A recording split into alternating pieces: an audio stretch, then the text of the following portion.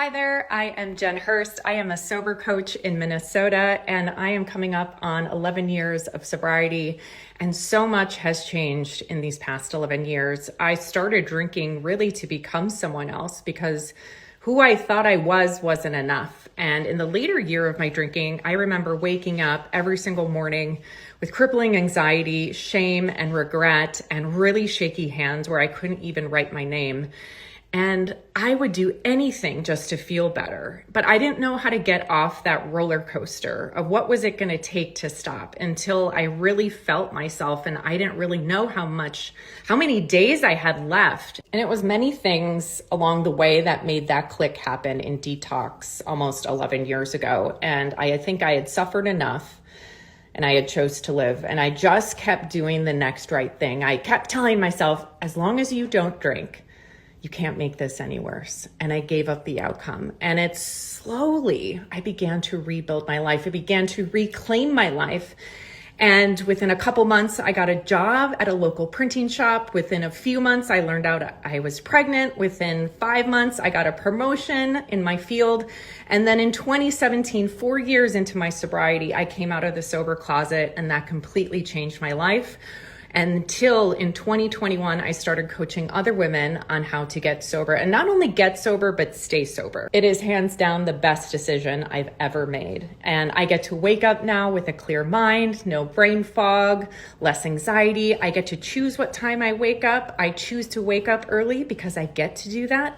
I get to move my body. I get to read. I get to do my morning routine, and I get to take care of myself. And it feels good to feel good. And so I continue to receive these surprises every single day. It's hands down, it's absolutely worth it. So keep going and keep trying and keep getting back up. You will never regret it. Okay, hello. Ooh, how's the camera angle? It's beautiful. I'm beautiful. I'm Jake. And guess what? I was a drunk, like real drunk, like break my teeth often. Drunk, like go to the bar and wake up 6 days later in West Virginia without my pants with some guy named Larry who claimed he was my boyfriend and also a rabbi. That was my life. Then things got bad, and then things got really, really bad, and then really, really, really bad. And when I was sick and tired of being sick and tired of being sick and tired, I committed to a path of recovery, right? And I say committed, I don't really know if it was a choice. It was a lot of people helping through a lot of stumbling before I was willing to put together time. And slowly, I've put together almost 10 years, and I've built a life that is beyond my wildest dreams in almost every imaginable way. I'm making the art I always wanted to make. I'm the weirdest of weird people in the world. I always thought if I got sober, I would have to be a nun. It's like so the opposite. I have an amazing husband. I'm traveling the world. And most importantly, I have a community through which to process things. And I know that I can always lean on recovery for everything in my life. And I'm grateful that things got as bad as they did, because otherwise I wouldn't be here. That's it. Grateful. Okay, bye. Hey there, my name is Jeremy. I live in Los Angeles, California, and next week I will be 30 years sober. I got sober the day after my 21st birthday. I work in the arts, which I've been able to do for my whole career, and that has happened because of recovery. Not just because I've been sober, but because for me, AA has been the path that I've chosen. And I've really picked up all of the tools that I need to be able to move through a very challenging career like one in the arts. I think one of the proudest things for me in my life is that I have a 21-year-old son who's also sober.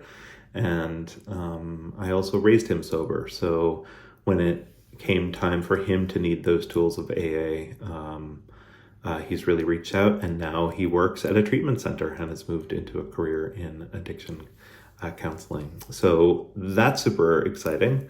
I guess I would just say one of my favorite things about being in recovery is I have met my best friends here. I have met my family here. I have met everyone who means something to me in these rooms.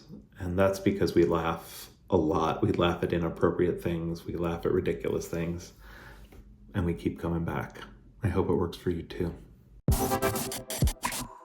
In middle school, I was a competitive equestrian, a cheerleader, a volleyball player, a straight-A student at a prep school. I had a lot of friends, and I also had a heroin addiction. I hid that addiction for 10 years, hiding it from nearly everyone in my life, including close friends and my family, until I got caught at age 23.